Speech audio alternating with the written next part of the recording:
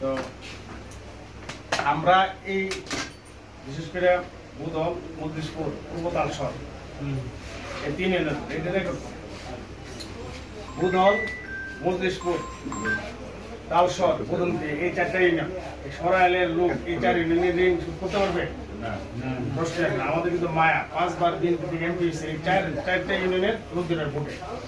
আমার মনে হয় না যে এমপি সাহেবরা আয় না কথা কইছে তাহলে ইয়ে করতে লাগে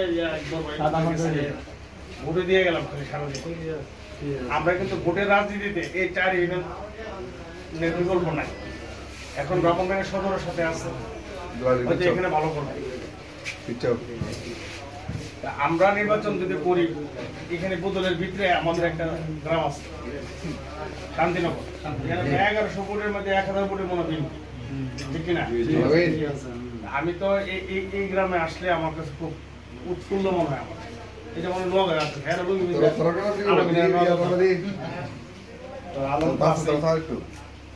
সামনের দিনগুলোতে আমাদের একটু সতর্ক থাকতে হবে, খুব সতর্ক।